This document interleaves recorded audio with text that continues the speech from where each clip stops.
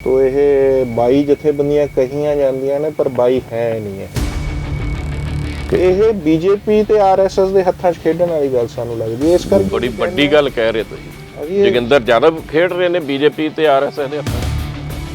ਸੰਯੁਕਤ ਕਿਸਾਨ ਮੋਰਚੇ ਚੋਂ ਨਿਕਲਿਆ ਸੰਯੁਕਤ ਸਮਾਜ ਮੋਰਚਾ ਜਿਹੜਾ ਜਦੋਂ ਇਲੈਕਸ਼ਨ ਲੜਦਾ ਤੇ 15-20 ਦਿਨਾਂ ਬਾਅਦ ਇੰਨੇ ਗੰਭੀਰ ਦੋਸ਼ ਲੱਗਣੇ, ਇਹ ਸੀਰੀਅਸ ਨਹੀਂ? ਲਾਰੇ ਵੰਡੇ ਜਾ ਰਹੇ ਨੇ, ਉਹਦੀ ਥਾਂ ਤੇ ਜੇ ਅਸੀਂ ਮੁੱਦੇ ਫਿਕਸ ਕਰਕੇ ਇਹਨਾਂ ਨੂੰ ਜਵਾਬਦੇਹ ਬਣਾਉਂਦੇ ਤਾਂ ਸ਼ਾਇਦ ਅਸੀਂ ਪੰਜਾਬ ਦੇ ਲੋਕਾਂ ਦੀ ਬੈਟਰ ਸਰਵਿਸ ਹੈ ਜਿਹੜੀ ਉਹ ਕਰ ਸਕਦੇ। ਅਸੀਂ ਐਸਕੇਐਮ ਨੂੰ ਉੱਪਰ ਮੰਨਦੇ ਹਾਂ ਔਰ ਉਸ ਦੀ ਯੂਨਿਟੀ ਨੂੰ ਪ੍ਰਜ਼ਰਵ ਕਰਨ ਲਈ, ਬਚਾਉਣ ਲਈ ਔਰ ਇਸ ਸੰਘਰਸ਼ ਦੇ ਮੰਚ ਨੂੰ ਬਰਕਰਾਰ ਰੱਖਣ ਲਈ ਯਤਨਸ਼ੀਲ। ਕਿਸੇ ਦੇ ਕਿਸੇ ਮੈਦਾਨ 'ਚ ਆਉਣ ਤੇ ਕੋਈ ਰੋਣ ਲੱਗ ਜੇ, ਇਹ ਤਾਂ ਖਾਮ-ਖਾਂ ਦੀ ਰੋਣ ਪਿੱਟਣ ਵਾਲੀ ਗੱਲ ਹੈਗੀ ਆ ਵੀ। ਵੋਟਾਂ ਤੋਂ ਫ੍ਰੀ ਹੋਣਗੀਆਂ 22 ਕਿਸਾਨ ਜਥੇਬੰਦੀਆਂ ਤੁਹਾਡੇ ਮੁਤਾਬਕ 17, ਤੇ ਫਿਰ ਇਹ ਵੀ ਅੱਖਾਂ ਦਿਖਾਉਣਗੀਆਂ ਵੀ ਤੁਸੀਂ ਸਾਡੇ ਨਾਲ ਉਦੋਂ ਕੀ ਕੀਤਾ ਸੀ। ਇਹ ਇਮੇਜ ਨੂੰ ਉਹਨਾਂ ਦੇ ਇਸ ਤਰ੍ਹਾਂ ਇਸ ਕਦਮ ਨੇ ਥੋੜਾ ਡੈਂਟ ਤੱਕ ਕੀਤਾ ਹੈਗਾ।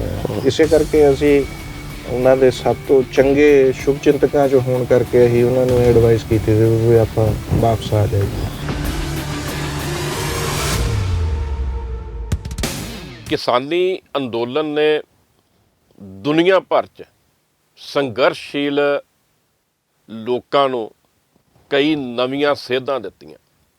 ਸਿੰਘੂ ਬਾਰਡਰ, ਟਿੱਕਰੀ ਬਾਰਡਰ ਤੇ ਗਾਜੀਪੁਰ ਤੋਂ ਜਦੋਂ ਕੋਈ ਵੀ ਸੁਰ ਉੱਠਦੀ ਸੀ ਤੇ ਉਹਨੂੰ ਸੰਘਰਸ਼ ਕਰਨ ਵਾਲਾ ਹਰੇਕ ਵਿਅਕਤੀ ਆਪਣੇ ਮਨ ਵਿੱਚ ਸਮੋ ਲੈਂਦਾ ਸੀ। ਔਰ ਲੱਗਦਾ ਸੀ ਵੀ ਸ਼ਾਇਦ ਜਿਹੜੀ ਸਿੰਘੂ ਤੋਂ ਆਵਾਜ਼ ਆਉਂਦੀ ਹੈ ਇਹ ਕਿਰਤੀਆਂ ਦੀ, ਸੱਚੇ ਸੁੱਚੇ ਲੋਕਾਂ ਦੀ ਆਵਾਜ਼ ਹੈ। ਔਰ ਇਹੀ ਕਾਰਨ ਸੀ ਵੀ ਇੱਕ ਦਿਨ ਦੇਸ਼ ਦੇ ਪ੍ਰਧਾਨ ਮੰਤਰੀ ਨੇ ਅਚਨਚੇਤ ਮੁਆਫੀ ਮੰਗਦਿਆਂ ਕਿਹਾ ਖੇਤੀ ਕਾਨੂੰਨ ਵਾਪਸ ਲੈਣਾ। ਪਰ ਉਸ ਤੋਂ ਬਾਅਦ ਜੋ ਵਾਪਰਿਆ ਉਹ ਕਈਆਂ ਨੂੰ ਨਿਰਾਸ਼ ਕਰ ਰਿਹਾ ਔਰ ਕਈਆਂ ਨੂੰ ਨਵੀਂ ਆਸ ਵੀ ਦੇ ਰਿਹਾ। ਉਹ ਇਹ ਹੈ ਵੀ ਪੰਜਾਬ ਦੀਆਂ ਉਹ 32 ਕਿਸਾਨ ਜਥੇਬੰਦੀਆਂ ਤੇ ਇੱਕ ਉਹ ਜਥੇਬੰਦੀ ਭਾਰਤੀ ਕਿਸਾਨ ਯੂਨੀਅਨ ਏਕਤਾ ਉਗਰਾਹਾਂ ਜਿਨ੍ਹਾਂ ਨੇ ਇਕਜੁੱਟ ਇੱਕ ਮੁੱਠ ਹੋ ਕੇ ਇਹ ਸੰਘਰਸ਼ ਲੜਿਆ। ਪਰ 2022 ਦੀ ਵਿਧਾਨ ਸਭਾ ਦੀ ਇਲੈਕਸ਼ਨ ਨੇ ਉਹਦੇ ਵਿੱਚ ਕਹਿ ਸਕਦੇ ਹਾਂ ਵੀ ਕਿਤੇ ਨਾ ਕਿਤੇ ਤਰੇੜ ਪਾਈ ਹੈ। 22 ਕਿਸਾਨ ਜਥੇਬੰਦੀਆਂ ਇਲੈਕਸ਼ਨ ਲੜਨ ਦੇ ਰਾਹ ਪੈ ਗਈਆਂ ਨੇ ਔਰ ਉਹਦੇ ਵਿਚਲੀਆਂ 10 ਜਥੇਬੰਦੀਆਂ ਨੇ ਕਿਹਾ ਨਹੀਂ ਸਾਨੂੰ ਇਹ ਰਾਸ ਨਹੀਂ ਆਉਂਦਾ। ਤੇ 33ਵੀਂ ਜਥੇਬੰਦੀ ਜੋਗਿੰਦਰ ਸਿੰਘ ਉਗਰਾਹਾਂ ਉਹਨਾਂ ਨੇ ਵੀ ਕਹਿ ਦਿੱਤਾ ਵੀ ਅਸੀਂ ਇਹਦੇ 'ਚ ਹਿੱਸਾ ਨਹੀਂ ਲਵਾਂਗੇ। ਨਿਰਾਸ਼ਤਾ ਵੀ ਹੈ, ਆਸ ਵੀ ਹੈ।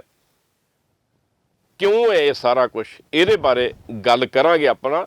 ਸਾਡੇ ਨਾਲ ਕਿਰਤੀ ਕਿਸਾਨ ਯੂਨੀਅਨ ਦੇ ਪ੍ਰਮੁੱਖ ਲੀਡਰ ਔਰ ਸਿੰਘੂ ਬਾਰਡਰ 'ਤੇ ਖਾਸ ਕਰਕੇ ਤੁਸੀਂ ਸਾਰਿਆਂ ਨੇ ਦੇਖਿਆ ਹੋਊਗਾ ਇੱਕ ਨਾਮ ਸੀ ਰਮਿੰਦਰ ਸਿੰਘ ਪਟਿਆਲਾ, ਖਰਚਾ ਕਮੇਟੀ ਦੇ ਕਰਤਾ ਧਰਤਾ ਔਰ ਇਸੇ ਤਰ੍ਹਾਂ ਲੀਗਲ ਕਮੇਟੀ ਜਿਹੜੀ ਸੀ ਉਹਦੇ 'ਚ ਸਰਗਰਮ ਸੀ। ਔਰ ਅਕਸਰ ਉਹਨਾਂ ਨੂੰ ਸਿੰਘੂ ਬਾਰਡਰ ਦਾ ਜਿਹੜਾ ਮੇਨ ਸਟੇਜ ਸੀ ਜਿਹਦੇ 'ਤੇ ਦੁਨੀਆ ਦੀ ਅੱਖ ਲੱਗੀ ਸੀ ਉਹਦੇ ਇਰਦ ਗਿਰਦ ਘੁੰਮਦਿਆਂ ਦੇਖਦੇ ਸੀ। ਰਮਿੰਦਰ ਹੋਣੇ ਵੀ ਕਹਿੰਦੇ ਨੇ ਵੀ ਅਸੀਂ ਇਲੈਕਸ਼ਨ 'ਚ ਪਾਰਟੀਸਪੇਟ ਨਹੀਂ ਕਰਾਂਗੇ। ਰਮਿੰਦਰ ਦੀ ਸੱਦਾ ਤੁਹਾਡੇ 'ਤੇ ਆਈ ਹੈ, ਕਿਤੇ ਲੱਗਦਾ ਨਹੀਂ ਵੀ ਇਹ ਸਾਰਾ ਕੁਛ ਵਾਪਰਿਆ ਜਿਹੜਾ ਮੋਦੀ ਸਾਹਿਬ ਦੇ ਕਾਨੂੰਨ ਵਾਪਸ ਲੈਣ ਦੇ ਐਲਾਨ ਤੋਂ ਬਾਅਦ ਇਹਨੇ ਕਿਤੇ ਯੂਨਿਟੀ 'ਚ ਕਿਤੇ ਵੱਡੀਆਂ ਆਸਾਂ ਨੂੰ ਸੱਟ ਮਾਰੀ ਹੈ?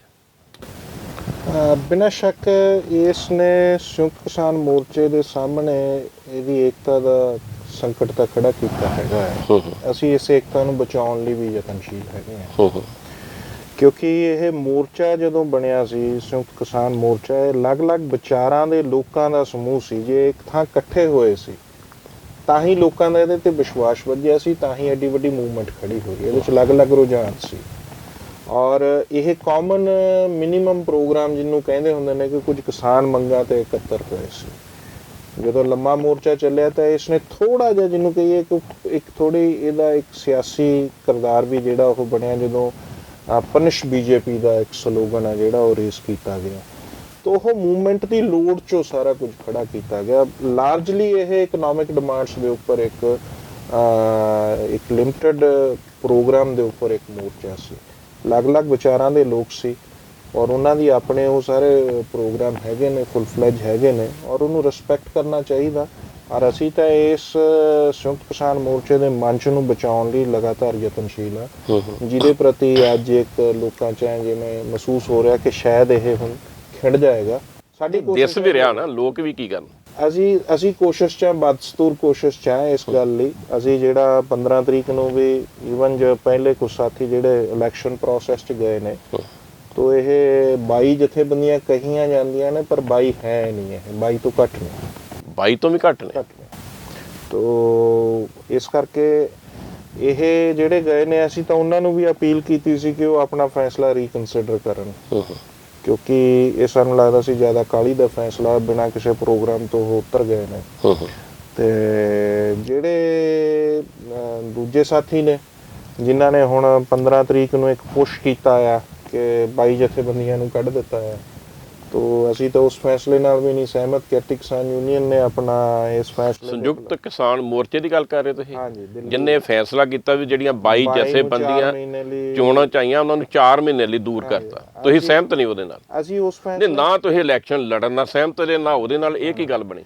ਅਸੀਂ ਇਹ ਸਮਝਦੇ ਹਾਂ, ਜਿਹੜੀ ਮੈਂ ਪਹਿਲਾਂ ਵੀ ਗੱਲ ਕਹੀ ਹੈ ਕਿ ਵੀ ਸੰਯੁਕਤ ਕਿਸਾਨ ਮੋਰਚਾ ਅਲੱਗ-ਅਲੱਗ ਵਿਚਾਰਾਂ ਦੇ ਲੋਕਾਂ ਦਾ, ਅਲੱਗ-ਅਲੱਗ ਵਿਚਾਰਾਂ ਨੂੰ ਮੰਨਣ ਵਾਲੇ, ਵੱਖ-ਵੱਖ ਪ੍ਰੋਗਰਾਮ ਨੂੰ ਮੰਨਣ ਵਾਲੇ ਲੋਕਾਂ ਦਾ ਇੱਕ ਮੰਚ ਸੀ। ਇੱਕ ਕਾਮਨ ਮਿਨੀਮਮ ਪ੍ਰੋਗਰਾਮ ਤੇ ਕੁਝ ਕਿਸਾਨ ਮੰਗਾਂ ਤੇ ਇਕੱਠਾ ਹੋਇਆ ਸੀ, ਇੱਕ ਆਸ ਦੀ ਕਿਰਨ ਬਣਿਆ ਸੀ।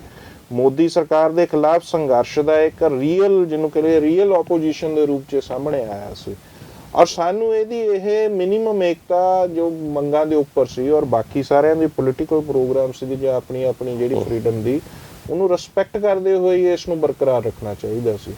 ਅੱਜ ਜੇ ਕੁਝ ਸਾਥੀ ਗਏ ਨੇ ਤਾਂ ਪੰਜਾਬ ਦੀਆਂ 32 ਜਥੇਬੰਦੀਆਂ 'ਚ ਇਹ ਸਵਾਲ ਖੁੱਲ੍ਹਾ ਰੱਖ ਲਿਆ ਸੀ, ਫਰੀडम ਹੈ ਅਗਲੇ ਦੀ ਜਾ ਸਕਦਾ ਆ, ਕਿਉਂਕਿ ਇਹ ਇਕੱਲਾ ਪੰਜਾਬ 'ਚੋਂ ਹੀ ਗਏ ਹੁਣ ਨਹੀਂ।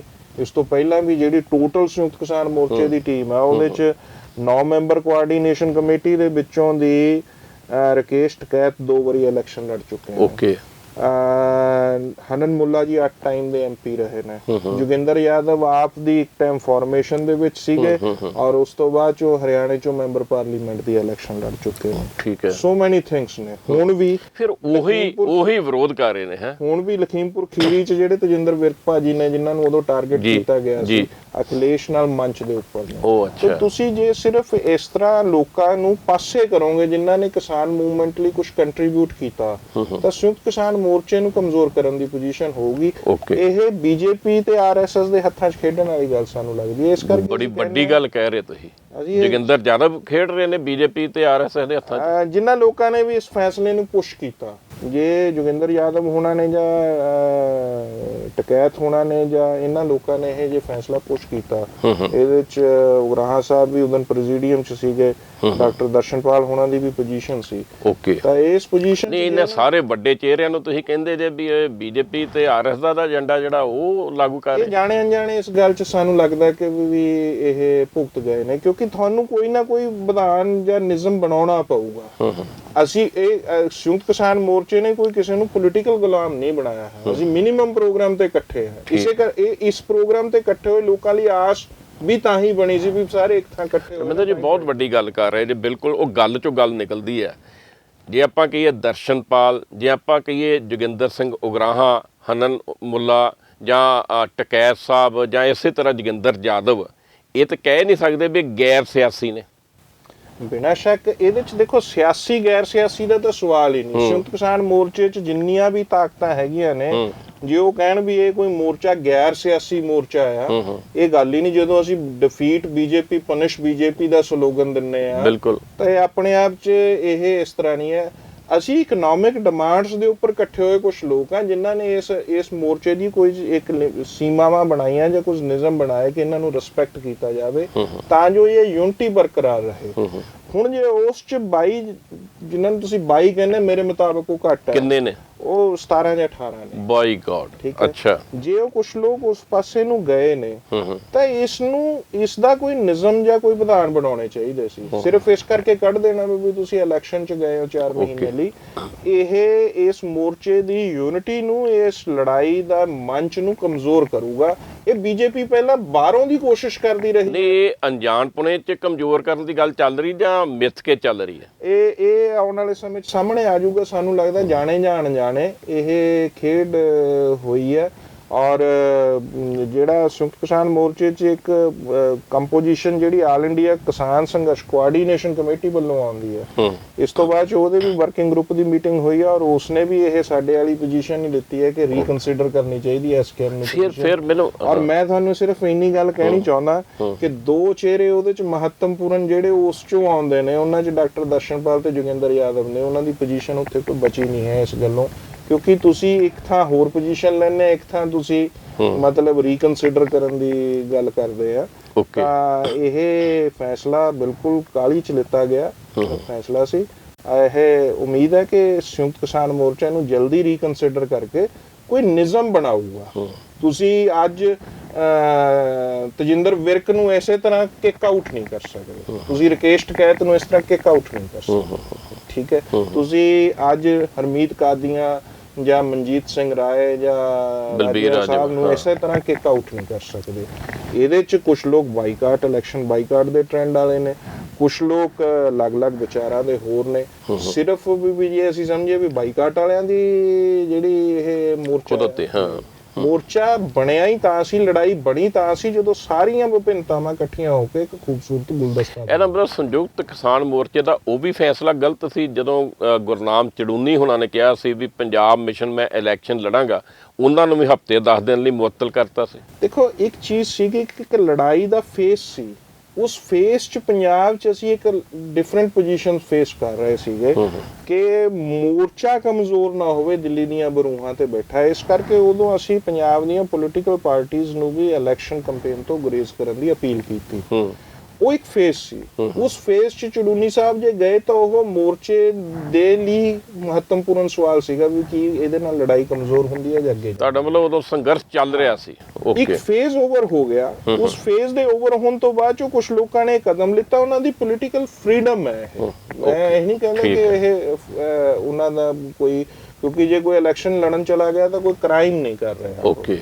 ਪਰ ਜੇ ਉਹ ਗਏ ਨੇ ਤਾਂ ਉਹਨਾਂ ਨੂੰ ਵੀ ਇਸ ਨੂੰ ਰੀਕਨਸੀਡਰ ਇਹ ਕਰਨਾ ਚਾਹੀਦਾ ਸੀਗਾ, ਕਿਉਂਕਿ ਹਾਲੇ ਕਈ ਚੀਜ਼ਾਂ ਪੈਂਡਿੰਗ ਨੇ। ਇਸੇ ਕਰਕੇ ਅਸੀਂ ਉਹਨਾਂ ਨੂੰ ਵੀ ਅਪੀਲ ਕੀਤੀ ਸੀ ਵੀ ਉਹ ਆਪਣਾ ਫੈਸਲਾ ਮੁੜ ਕੇ ਵਿਚਾਰਨ। ਪਰ ਸਿਰਫ ਇਸ ਕਰਕੇ ਵੀ ਇਸ ਤਰ੍ਹਾਂ ਤੁਸੀਂ ਬੁਲਡੋਜ਼ ਕਰ ਦਿਓਗੇ ਕਿਸੇ ਨੂੰ, ਇਹ ਏਕਤਾ ਕਮਜ਼ੋਰ ਕਰੂ। ਉਹਦੇ ਚੋਂ ਹਰਮੀਤ ਸਿੰਘ ਕਾਦੀਆਂ ਉਹਨਾਂ ਦੀ ਆਰਗੇਨਾਈਜੇਸ਼ਨ ਨੇ ਇੱਕ ਵੈਲਕਮ ਸਾਈਨ ਵੀ ਦਿੱਤਾ ਸੀ। ਉਹਨਾਂ ਦੀ ਜਥੇਬੰਦੀ ਨੇ ਫੈਸਲਾ ਇਹ ਕੀਤਾ ਕਿ ਜਿਹੜਾ ਕਿਸਾਨ ਆਗੂ ਕੋਈ ਇਲੈਕਸ਼ਨ ਲੜੇਗਾ ਤਾਂ ਉਹ ਆਪਣੀ ਜਥੇਬੰਦੀ ਤੋਂ ਅਸਤੀਫਾ ਦੇ ਕੇ ਲੜੇਗਾ। ਇਹ ਉਹਨਾਂ ਦੀ ਪੋਜੀਸ਼ਨ। ਇਸੇ ਕਰਕੇ ਹਰਮੀਤ ਕਾਦੀਆਂ ਖੁਦ ਇਲੈਕਸ਼ਨ ਨਹੀਂ ਲੜ ਰਹੇ, ਪ੍ਰਧਾਨਗੀ ਛੱਡਣੀ ਪੈਣੀ ਸੀ। ਇਹ ਤਾਂ ਉਹ ਦੱਸ ਸਕਦੇ ਨੇ ਵੀ ਉਹ ਕਿਉਂ ਨਹੀਂ ਲੜ ਰਹੇ ਜਾਂ ਕੀ ਕਾਰਨ ਹੈ ਜਾਂ ਕੀ ਨਹੀਂ, ਮੈਂ ਇਸ ਬਾਰੇ ਨਹੀਂ। ਪਰ ਅਸੀਂ ਇਹ ਸਮਝਦੇ ਸੀਗੇ ਕਿ ਇੱਕ ਵੈਲਕਮ ਸਾਈਨ ਹੈ, ਇਸ ਢੰਗ ਨਾਲ ਕੋਈ ਰਸਤਾ ਬਣਾਇਆ ਜਾ ਸਕਦਾ। ਤੁਸੀਂ ਬਿਨਾਂ ਸ਼ੱਕ ਵੀ ਸਿਰਫ ਇੰਨੀ ਗੱਲ ਤੇ ਵੀ ਇਹ ਕੋਈ ਜੁਰਮ ਕਰ ਲਿਆ ਹੁੰਦਾ ਉਹਨਾਂ ਨੇ, ਤੁਸੀਂ ਉਹਨਾਂ ਨੂੰ ਪਾਸੇ ਕਰਦੇ ਹੋ ਤਾਂ ਸੰਯੁਕਤ ਕਿਸਾਨ ਮੋਰਚੇ ਦੇ ਮੰਚ ਨੂੰ, ਉਹਦੀ ਏਕਤਾ ਨੂੰ ਕਮਜ਼ੋਰ ਕਰੂਗਾ। ਦੇਖੋ, ਤੁਸੀਂ ਦੋ ਵੱਡੀਆਂ ਗੱਲਾਂ ਕਹੀਆਂ ਵੀ ਸੰਯੁਕਤ ਕਿਸਾਨ ਮੋਰਚੇ ਦਾ ਵੀ ਫੈਸਲਾ ਗਲਤ ਹੈ ਵੀ ਜਿਹੜੀਆਂ 22 ਕਿਸਾਨ ਜਥੇਬੰਦੀਆਂ ਤੁਹਾਡੇ ਮੁਤਾਬਕ 17 ਇਲੈਕਸ਼ਨ ਲੜ ਰਹੀਆਂ, ਉਹਨਾਂ ਨੂੰ 4 ਮਹੀਨਿਆਂ ਲਈ ਕਹਿਣਾ, ਐਕਸਪੈਲ ਕਹਿ ਲਓ, ਜਿਹੜਾ ਵੀ ਸ਼ਬਦ ਵਰਤ ਲਓ, ਉਹਨਾਂ ਨੂੰ ਕਹਿਣਾ ਵੀ ਫਿਰ ਇਹ ਵੀ ਗੱਲ ਕਹੀ ਵੀ 4 ਮਹੀਨਿਆਂ ਬਾਅਦ ਵਿਚਾਰਾਂਗੇ ਵੀ ਇਹ ਕਿੱਦਾਂ ਦੇ ਨੇ, ਉਸ ਤੋਂ ਬਾਅਦ ਕੰਸੀਡਰ ਕਰਨਾ ਕਿ ਨਹੀਂ ਕਰਨਾ, ਇਹ ਗੱਲ ਆ ਗਈ।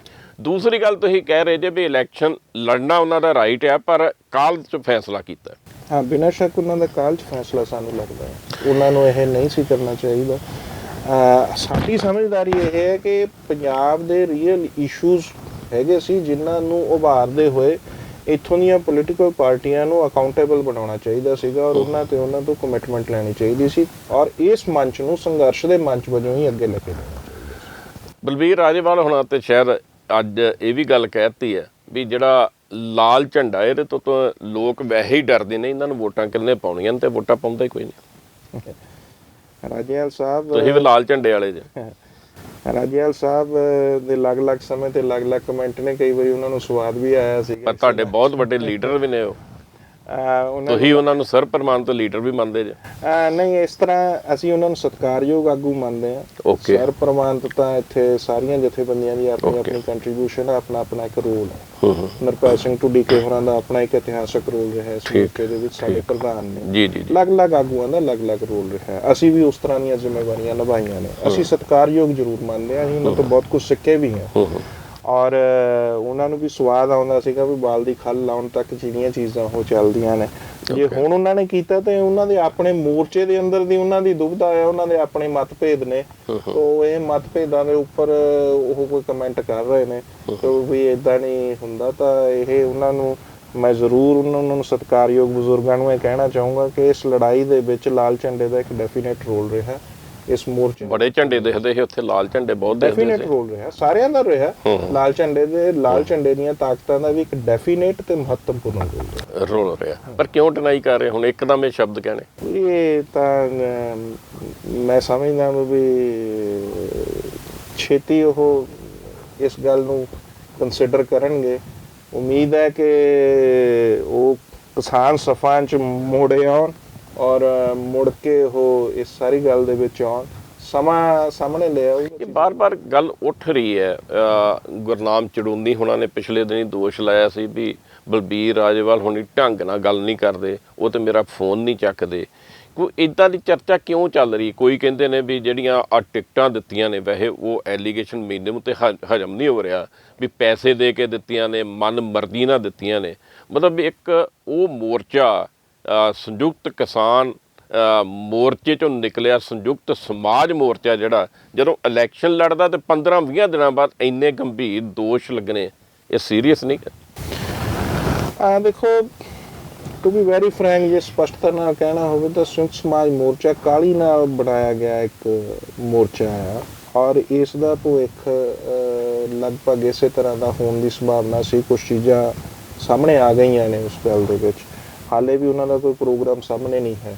ਤੋ ਇਸ ਕਰਕੇ ਅਸੀਂ ਬਹੁਤੇ ਆਸਵੰਦ ਨਹੀਂ ਹੈ ਇਸ ਮਾਮਲੇ ਦੇ ਵਿੱਚ ਵੀ ਉਹ, ਪਰ ਫਿਰ ਵੀ ਅਗਲੇ ਦੀ ਫਰੀਡਮ ਹੈ, ਉਹ ਜਾਣਾ ਚਾਹੁੰਦੇ ਨੇ ਤਾਂ ਉਹ ਜਾ ਕੇ ਤਜਰਬਾ ਕਰਕੇ ਦੇਖ ਲੈ। ਪਰ ਰਮਿੰਦਰ ਜੀ, ਇੱਕ ਹੋਰ ਜਿਹੜੀ ਗੱਲ ਓਪਨ ਸੀਕ੍ਰੇਟ ਹੈ, ਖੁਦ ਆਮ ਆਦਮੀ ਪਾਰਟੀ ਦੇ ਸੁਪਰੀਮੋ, ਦਿੱਲੀ ਦੇ ਮੁੱਖ ਮੰਤਰੀ ਅਰਵਿੰਦ ਕੇਜਰੀਵਾਲ ਹੋਣਾ ਨੇ ਇੱਥੇ ਮੋਹਾਲੀ 'ਚ ਹੀ ਪ੍ਰੈਸ ਕਾਨਫਰੰਸ 'ਚ ਇਹ ਗੱਲ ਕਹੀ ਸੀ ਵੀ ਬਲਬੀਰ ਰਾਜੇਵਾਲ ਹੁਣੇ ਮੇਰੇ ਘਰ ਆਏ ਸੀ, ਗੱਠਜੋੜ ਕਰਨਾ ਚਾਹੁੰਦੇ ਸੀ, ਪਰ ਉਹ 60 ਸੀਟਾਂ ਮੰਗਦੇ ਸੀ ਤੇ ਮੈਂ ਕਿਹਾ ਮੇਰੇ ਤੇ 8-10 ਬਚੇ ਨੇ, ਇਹ ਲੈ ਕੇ ਤੇ ਆਪਾਂ ਕਰ ਲਈਏ। ਮਤਲਬ ਵੀ ਇਹ ਜਿਹੜੀਆਂ ਗੱਲਾਂ ਸੀ, ਆਮ ਆਦਮੀ ਪਾਰਟੀ ਨਾਲ ਸਾਂਝ ਇੱਕਦਮ ਦਿੱਲੀ ਤੋਂ ਆਉਂਦਿਆਂ ਪਾਉਣੀ, ਇਹ ਕਿੰਨੀ ਕੁ ਵਾਜਬ ਹੈ ਜਾਂ ਗਲਤ ਹੈ? ਇਹ ਗੱਲ ਤਾਂ ਖੁਦ ਉਹਨਾਂ ਨੇ ਆਪ ਮੰਨੀ ਹੈ ਕਿ ਵੀ ਸਾਡੀ ਅਲੱਗ-ਅਲੱਗ ਲੋਕਾਂ ਨਾਲ ਗੱਲ ਚੱਲਦੀ ਹੈ ਜੀ, ਠੀਕ ਹੈ, ਜਿਹੜੀ ਗੱਲ ਉਹਨਾਂ ਨੇ ਖੁਦ ਮੰਨੀ ਹੋਈ ਹੈ। ਔਰ ਅਸੀਂ ਇਹੀ ਸਮਝਦੇ ਸੀਗੇ ਵੀ ਇਸ ਨੂੰ, ਕਿਉਂਕਿ ਸਾਡਾ ਬੁਨਿਆਦੀ ਤੌਰ ਤੇ ਉਹਨਾਂ ਨਾਲ ਕਿਰਤੀ ਕਿਸਾਨ ਯੂਨੀਅਨ ਦਾ, ਉਹਨਾਂ ਜਥੇਬੰਦੀਆਂ ਨਾਲ ਮਤਭੇਦ ਇਹ ਸੀਗਾ ਕਿ ਅਸੀਂ ਸੰਯੁਕਤ ਕਿਸਾਨ ਮੋਰਚੇ ਨੂੰ ਸੰਘਰਸ਼ ਦੇ ਮੰਚ ਵਜੋਂ ਹੀ ਅੱਗੇ ਵਧਾਉਣਾ ਚਾਹੁੰਦੇ। ਠੀਕ ਹੈ, ਅਸੀਂ ਇਸ ਦੇ ਰਾਹੀਂ ਕੋਈ ਸਿਆਸੀ ਚੀਜ਼ ਫਲੋਟ ਕੀਤੀ ਜਾਵੇ, ਇਸ ਵਿਚਾਰ ਨਾਲ ਅਸੀਂ ਸਹਿਮਤ ਨਹੀਂ ਹੈਗੇ। ਔਰ ਜਦੋਂ ਇਸ ਗੱਲ ਤੇ ਮਤਭੇਦ ਹੈ ਤੋ ਅਸੀਂ ਉਹਨਾਂ ਨੂੰ ਆਪਣਾ ਜੋ ਉਹਨਾਂ ਨੇ ਰਸਤਾ ਚੁਣਿਆ ਉਸ ਗੱਲ 'ਚ ਅਸੀਂ ਕੋਈ, ਕਿਉਂਕਿ ਫਰੀਡਮ ਸੀ ਉਹਨਾਂ ਦੀ, ਇਸ ਤੇ ਅਸੀਂ ਕੋਈ ਕਮੈਂਟ ਜਾਂ ਉਸ ਤਰ੍ਹਾਂ ਦੀ ਚਿੱਕੜੋਛਾਲੀ ਨਹੀਂ ਕੀਤੀ ਹੈਗੀ। ਤੋ ਅਸੀਂ ਸਾਥੀ ਰਹੇ ਆ, ਇੱਕ ਦੂਜੇ ਤੋਂ ਸਿੱਖਿਆ ਹੈ। ਅਸੀਂ ਪਤਾ ਨਹੀਂ ਅਸੀਂ ਉਹਨਾਂ ਨੂੰ ਕੁਝ ਸਿਖਾ ਸਕੇ ਜਾਂ ਨਹੀਂ ਸਿਖਾ ਸਕੇ, ਅਸੀਂ ਉਹਨਾਂ ਮਿੱਤਰਾਂ ਤੋਂ ਬਹੁਤ ਕੁਝ ਸਿੱਖਣ ਦੀ ਕੋਸ਼ਿਸ਼ ਕੀਤੀ ਹੈ।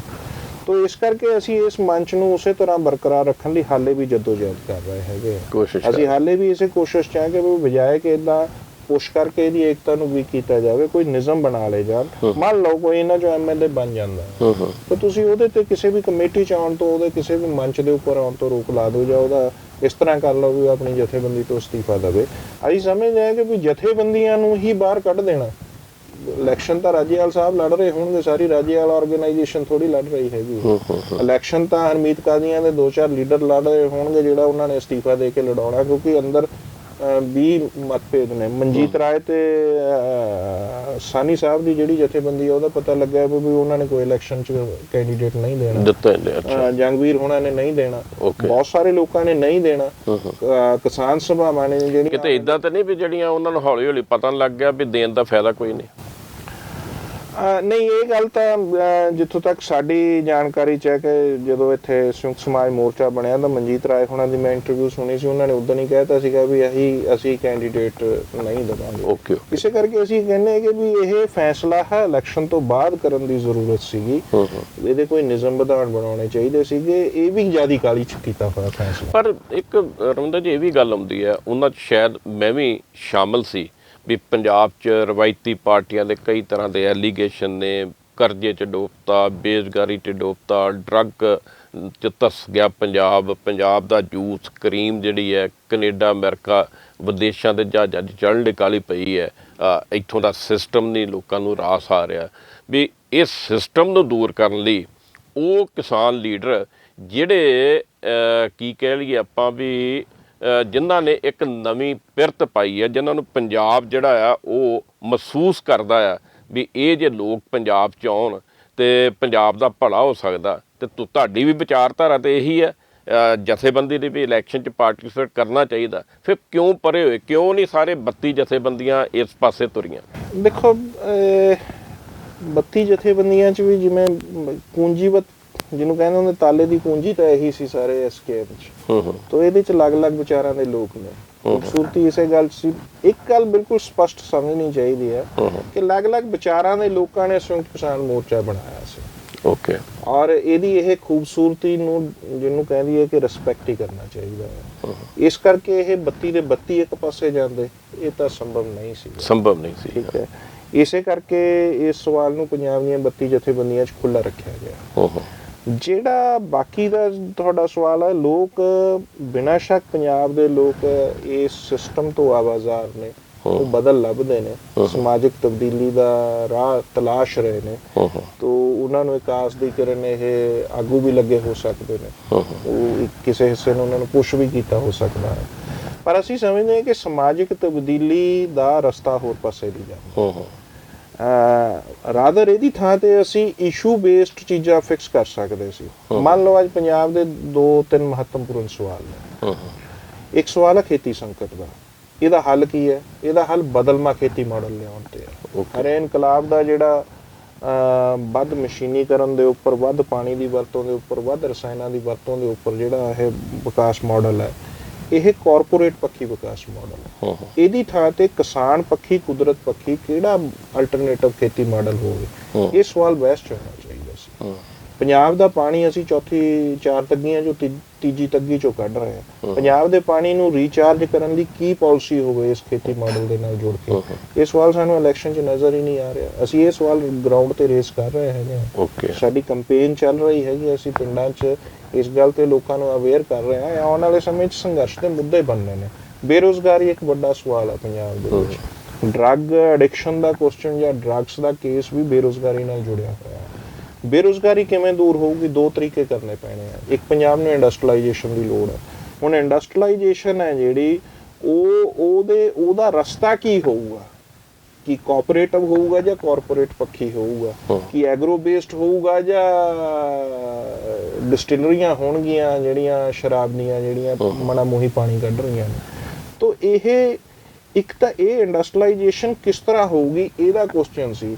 ਔਰ ਦੂਸਰਾ, ਪੰਜਾਬ 'ਚ ਜਿੰਨਾ ਇਹ ਨਿਊ ਇਕਨੋਮਿਕ ਪਾਲਿਸੀਜ਼ ਦੇ ਮਾਡਲ ਨਾਲ ਜਿਸ ਤਰ੍ਹਾਂ ਦੀ ਠੇਕੇਦਾਰੀ ਤੇ ਨੌਕਰੀ, ਇੱਕ ਕਿਸਮ ਨਾਲ ਸੋਸ਼ਲ ਸਿਕਿਉਰਿਟੀ ਨਾਂ ਦੀ ਕੋਈ ਚੀਜ਼ ਹੀ ਨਹੀਂ ਪੜ੍ਹੇ ਲਿਖੇ ਯੂਥ ਦੇ ਸਾਹਮਣੇ। ਡਾਕਟਰ ਹੈ ਜਿਹੜਾ MBBS ਕਰਦਾ, ਸਮਾਜ ਦਾ ਕਿੰਨਾ ਸਰਮਾਇਆ ਉਸਦੇ ਉੱਪਰ ਲੱਗਦਾ, ਔਰ ਉਹ 13-14 ਹਜ਼ਾਰ ਤੇ ਸੀ, ਜਿਨ੍ਹਾਂ ਨੂੰ ਹੁਣ ਜਾ ਕੇ ਪ੍ਰੋਟੈਸਟ ਜਦੋਂ ਕੁਝ ਲੋਕਾਂ ਨੇ ਰੇਜ਼ ਕਰਨਾ ਸ਼ੁਰੂ ਕੀਤਾ ਤਾਂ ਹੀ ਬ੍ਰੇਨ ਡਰੇਨ ਹੋ ਰਿਹਾ ਨਾ, ਤਾਂ ਕਿਤੇ ਜਾ ਕੇ 56,000 ਦਾ ਜਿਹੜਾ ਇਨੀਸ਼ੀਅਲ ਦੇਣਾ ਸ਼ੁਰੂ ਕੀਤਾ। ਹਰਿਆਣੇ 'ਚ 86,000 ਦੇ ਇਨੀਸ਼ੀਅਲ ਤੇ ਡਾਕਟਰ ਕੰਮ ਕਰਦਾ। ਤਾਂ ਜਿਹੜਾ ਇਹ ਸਾਰਾ ਇਹ ਇਕਨੋਮਿਕ ਮਾਡਲ 'ਚੋਂ ਨਿਕਲੀਆਂ ਹੋਈਆਂ। ਤਾਂ ਤੁਹਾਡੀ ਗੱਲ ਤੋਂ ਮੈਨੂੰ ਇਹ ਗੱਲ ਆ ਰਹੀ ਹੈ, ਸੌਰੀ ਕੱਟ ਰਿਹਾ ਮੈਂ, ਵੀ ਜਿਵੇਂ ਸੰਯੁਕਤ ਕਿਸਾਨ ਮੋਰਚੇ ਦੀ ਇੱਕ ਤਾਕਤ ਬਣੀ ਸੀ, ਇਹਨੂੰ ਹਰੇਕ ਵਿਅਕਤੀ, ਹਰੇਕ ਸਿਆਸੀ ਲੀਡਰ, ਹਰੇਕ ਸਿਆਸੀ ਪਾਰਟੀ ਸੁਣਦੀ ਸੀ, ਮਜਬੂਰੀ ਬਣ ਗਈ ਸੀ। ਤੇ ਜਦੋਂ ਪੰਜਾਬ ਦਾ ਚੋਣ ਅਖਾੜਾ ਭਖਣਾ ਸੀ, ਤੇ ਜੇ ਉਹ 32 ਕਿਸਾਨ ਜਥੇਬੰਦੀਆਂ ਉਹ ਪਾਰਟੀਆਂ ਤੇ ਪ੍ਰੈਸ਼ਰ ਪਾ ਕੇ ਤੁਹਾਡੇ ਵਾਲੇ ਮੁੱਦੇ ਉਠਾਉਂਦੀਆਂ ਤੇ ਤੁਹਾਡਾ ਮਤਲਬ ਵੀ ਉਹਦਾ ਬੈਨੀਫਿਟ ਵੱਧ ਹੋਣਾ ਸੀ ਪੰਜਾਬ ਨੂੰ। ਐਗਜ਼ੈਕਟਲੀ ਮੈਂ ਇਹ ਸਮਝਦਾ ਕਿ ਫ੍ਰੀ ਬੀਜ਼ ਜਿਹਨੂੰ ਕਹਿੰਦੇ ਨੇ ਵੀ ਲਾਰੇ ਵੰਡੇ ਜਾ ਰਹੇ ਨੇ, ਉਹਦੀ ਥਾਂ ਤੇ ਜੇ ਅਸੀਂ ਮੁੱਦੇ ਫਿਕਸ ਕਰਕੇ ਇਹਨਾਂ ਨੂੰ ਜਵਾਬਦੇਹ ਬਣਾਉਂਦੇ ਤਾਂ ਸ਼ਾਇਦ ਅਸੀਂ ਪੰਜਾਬ ਦੇ ਲੋਕਾਂ ਦੀ ਬੈਟਰ ਸਰਵਿਸ ਹੈ ਜਿਹੜੀ ਉਹ ਕਰ ਸਕਦੇ ਸੀ। ਔਰ ਇਸ ਰਸਤੇ ਦੇ ਉੱਪਰ ਇੱਕ ਰਿਸਪੈਕਟ, ਇੱਕ ਇਮੇਜ, ਸਾਰਾ ਕੁਝ ਹੈ ਜਿਹੜਾ ਉਹ ਬਰਕਰਾਰ ਰਹਿਣਾ ਸੀ। ਜਿਹੜਾ ਹੁਣ ਕੁਝ ਲੋਕ ਅਲੱਗ-ਅਲੱਗ ਕਿਸਮ ਦੇ ਸਵਾਲ ਉਠਾ ਰਹੇ ਨੇ ਜਾਂ ਹੋਰ ਹੈ, ਇੱਕ ਰਿਸਪੈਕਟ ਵੀ ਬਰਕਰਾਰ ਰਹਿੰਦੀ, ਉਹ ਇਮੇਜ ਵੀ ਬਰਕਰਾਰ ਰਹਿੰਦੀ, ਔਰ ਪੰਜਾਬ ਦੇ ਲੋਕਾਂ ਦੀ ਬੈਟਰ ਸਰਵਿਸ ਵੀ ਅਸੀਂ ਕਰ ਪਾਉਂਦੇ। ਅਸੀਂ ਕਾਮਨਾ ਕਰਦੇ ਹਾਂ ਵੀ ਜਿਹੜਾ ਸੰਯੁਕਤ ਸਮਾਜ ਮੋਰਚਾ ਤੇ ਸੰਯੁਕਤ ਸੰਘਰਸ਼ ਮੋਰਚਾ ਰਾਜੇਵਾਲ ਚੜੂਨੀ ਵਾਲਾ ਇਹ ਜਿੱਤ ਪ੍ਰਾਪਤ ਕਰੇ, ਕੀ ਕਹਿ ਲਈਏ ਮਤਲਬ ਵੀ ਚੰਗੀਆਂ ਭਲੀਆਂ ਵੋਟਾਂ ਲਵੇ, ਨਮੋਸ਼ੀ ਵਾਲੀ ਗੱਲ ਨਾ ਆਵੇ। ਤੇ ਜੇ ਸੰਯੁਕਤ ਮੋਰਚਾ ਵੋਟਾਂ ਦੀ ਰਾਜਨੀਤੀ ਹਾਰ ਗਿਆ, ਸੰਯੁਕਤ ਸੰਘਰਸ਼ ਮੋਰਚਾ, ਤੇ ਫਿਰ ਲੱਗਦਾ ਨਹੀਂ ਵੀ ਕਿਤੇ ਨਾ ਕਿਤੇ ਤੁਹਾਡੀ ਤਾਕਤ, ਕਿਸਾਨੀ ਤਾਕਤ ਨੂੰ ਵੀ ਸੱਟ ਲੱਗੇਗੀ ਔਰ ਕਿਤੇ ਯੂਨਿਟੀ ਵਿੱਚ ਵੀ ਮੋਰੀਆਂ ਆਉਣਗੀਆਂ।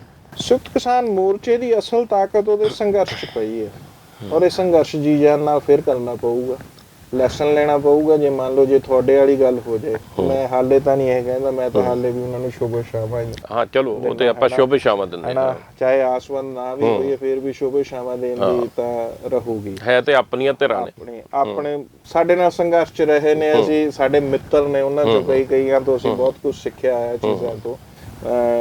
To be very frank, Rajewal Sahib ਦੀ ਕਈ ਮਾਮਲਿਆਂ 'ਚ ਸਪਸ਼ਟਤਾ ਤੋਂ ਅਸੀਂ ਬਹੁਤ ਕੁਝ ਗ੍ਰਹਿਣ ਵੀ ਕੀਤਾ। ਜੀ ਠੀਕ ਹੈ ਨਾ, ਕਈ ਪੁਆਇੰਟ ਤੇ ਕਮਾਲ ਕਰਤੇ ਸੀ। ਹਾਂ, ਪਰ ਇਸ ਸਭ ਦੇ ਬਾਵਜੂਦ ਜੇ ਉਹ ਇਸ ਤਰ੍ਹਾਂ ਨਹੀਂ ਲੈਣਗੇ ਤਾਂ ਅਸੀਂ ਤਾਂ ਉਹਨਾਂ ਨੂੰ ਇਹੀ ਬੇਨਤੀ ਕਰਾਂਗੇ ਕਿ ਉਹਨਾਂ ਨੂੰ ਆਪਣੀ ਜ਼ਿੰਦਗੀ ਦੇ ਵਿੱਚ ਇਹ ਸਾਰਾ ਜਿਹਾ ਇਹ ਲੈਸਨ ਡਰਾ ਕਰਨਾ ਚਾਹੀਦਾ ਵੀ ਫਿਰ ਕਿਸ ਤਰ੍ਹਾਂ ਜ਼ਿਆਦਾ ਬੈਟਰ ਸਰਵਿਸ ਹੋ ਜਾਏ। Time will tell. ਜਦੋਂ ਪਰ ਨੁਕਸਾਨ ਹੋ ਗਿਆ ਰਮਿੰਦਰ ਜੀ, ਉਹਨੂੰ ਉਸ ਸਟੇਜ ਤੇ ਲੈ ਕੇ ਜਾਣਾ ਬਹੁਤ ਔਖਾ। ਇੱਕ ਸੰਯੁਕਤ ਕਿਸਾਨ ਮੋਰਚੇ ਤੇ 22 ਜਥੇਬੰਦੀਆਂ ਨੂੰ ਦੂਰ ਕਰਤਾ, ਤੁਸੀਂ ਕੋਸ਼ਿਸ਼ ਕਰ ਰਹੇ ਜੇ, ਚਲੋ ਫਲ ਮਿਲੇ, ਕੋਸ਼ਿਸ਼ ਕਾਮਯਾਬ ਹੋਵੇ, ਉਹ ਨੇੜਤਾ ਆਉਣੀ। ਦੂਸਰੀ ਗੱਲ, ਜਦੋਂ ਇਹ ਵੋਟਾਂ ਤੋਂ ਫ੍ਰੀ ਹੋਣਗੀਆਂ 22 ਕਿਸਾਨ ਜਥੇਬੰਦੀਆਂ, ਤੁਹਾਡੇ ਮੁਤਾਬਕ 17, ਤੇ ਫਿਰ ਇਹ ਵੀ ਅੱਖਾਂ ਦਿਖਾਉਣਗੀਆਂ ਵੀ ਤੁਸੀਂ ਸਾਡੇ ਨਾਲ ਉਦੋਂ ਕੀ ਕੀਤਾ ਸੀ। ਜੇ ਉਹ ਮੰਨ ਲਓ, ਜੇ ਇਹ ਮੰਨ ਲਈਏ ਕਿ ਰਿਜ਼ਲਟ ਉਹਨਾਂ ਦੇ ਜਿਸ ਤਰ੍ਹਾਂ ਉਹ ਸੋਚ ਰਹੇ ਨੇ ਉਸ ਤਰ੍ਹਾਂ ਨਾ, ਤੇ ਉਹਨਾਂ ਨੂੰ ਲੱਗਦਾ ਹੋਵੇ ਵੀ ਉਹ ਕਿਤੇ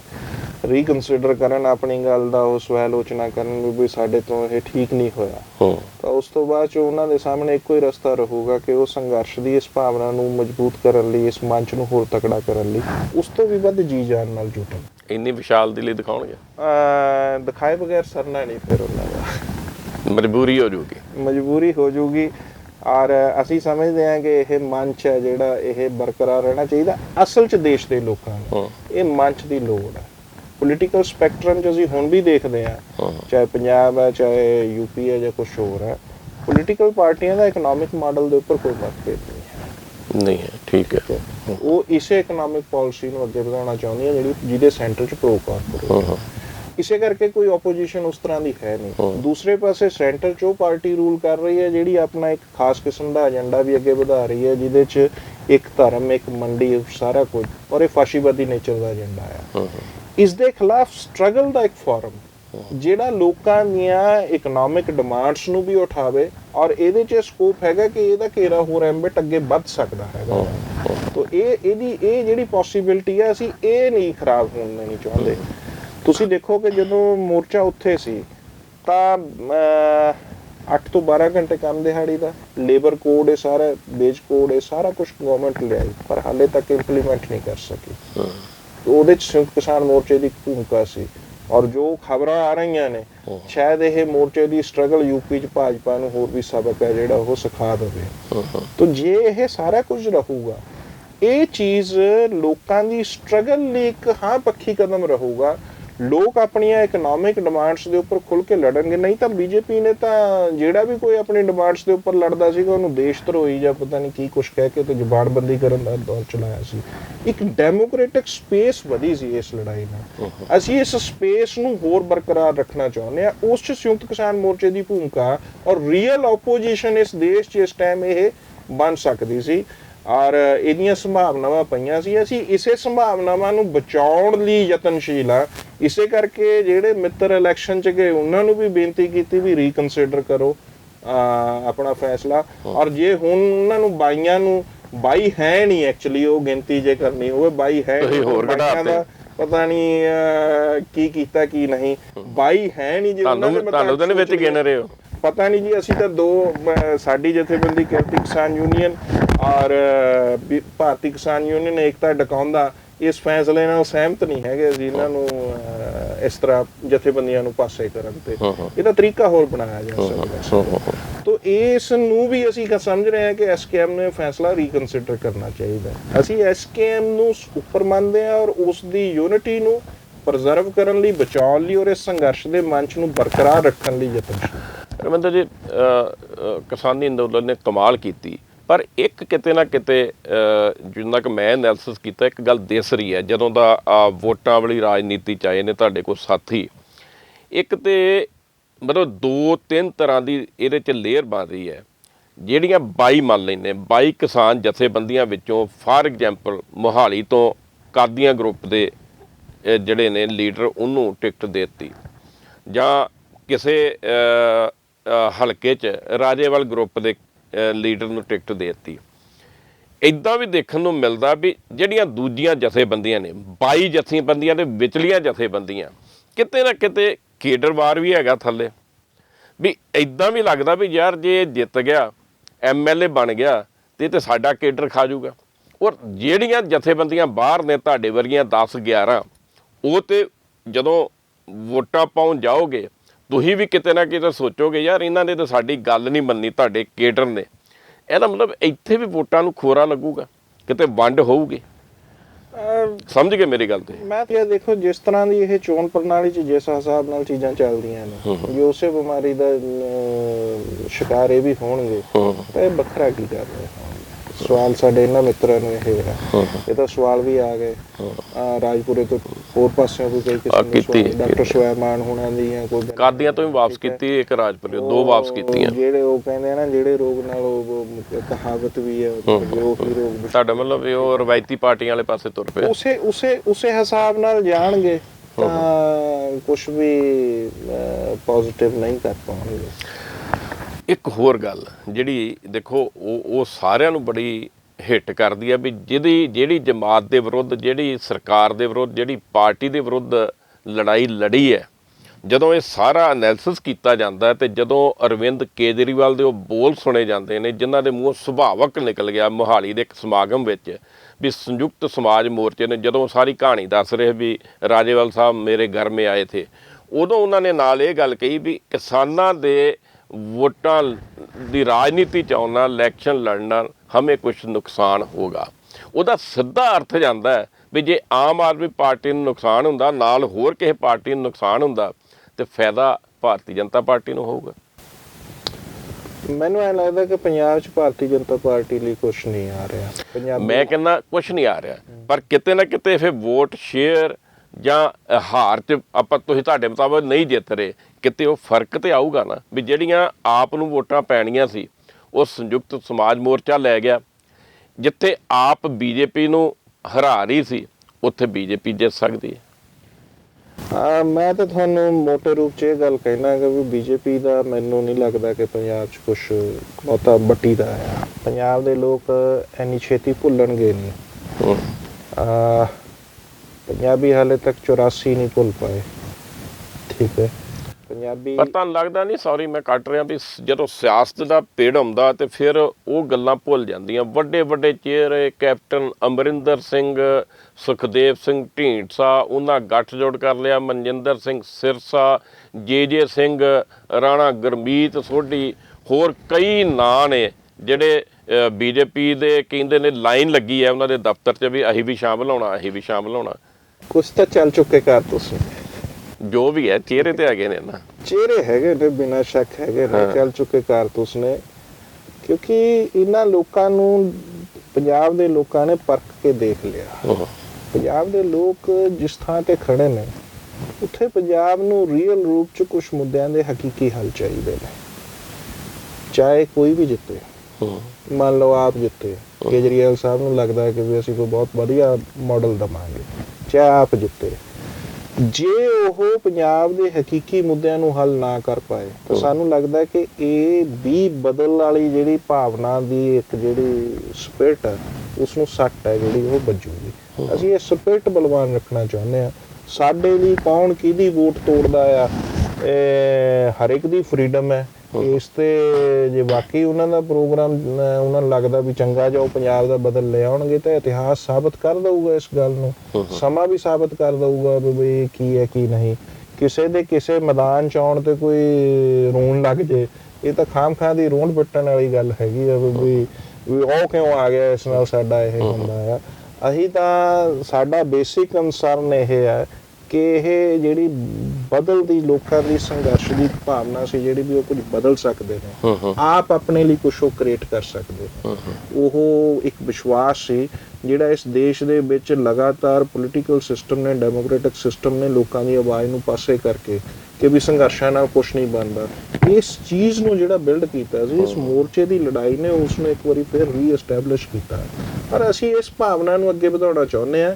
ਇਹੀ ਭਾਵਨਾ ਇਸ ਦੇਸ਼ ਦੇ ਵਿੱਚ ਰੀਅਲ ਡੈਮੋਕ੍ਰੇਸੀ ਜਿਹਨੂੰ ਲੋਕ ਚਾਹ ਰਹੇ ਨੇ ਉਸ ਨੂੰ ਲਿਆਉਣ 'ਚ ਮਦਦਗਾਰ ਸਾਬਤ ਹੋਊਗੀ, ਜਿਹਨੂੰ ਇਸ ਦੇਸ਼ ਦੀ ਐਸਟੈਬਲਿਸ਼ਮੈਂਟ ਲਗਾਤਾਰ ਖੋਰਾ ਲਾ ਰਹੀ ਹੈ।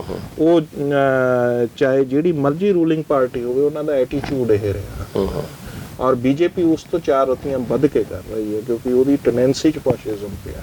ਇਸ ਕਰਕੇ ਇਸ ਭਾਵਨਾ ਦੀ ਰਾਖੀ ਲਈ ਅਸੀਂ ਯਤਨਸ਼ੀਲ ਹਾਂ ਔਰ ਇਸੇ ਲਈ ਅਸੀਂ ਆਪਣੇ ਮਿੱਤਰਾਂ ਨੂੰ ਜਿਹੜੀ ਸਾਰੀ ਕੰਸੀਡਰੇਸ਼ਨ 'ਚੋਂ ਅਪੀਲਾਂ ਕਰ ਰਹੇ ਹਾਂ ਕਿ ਵੀ ਇਹ ਭਾਵਨਾ ਨੂੰ ਬਚਾ ਕੇ ਰੱਖਿਆ ਜਾਵੇ।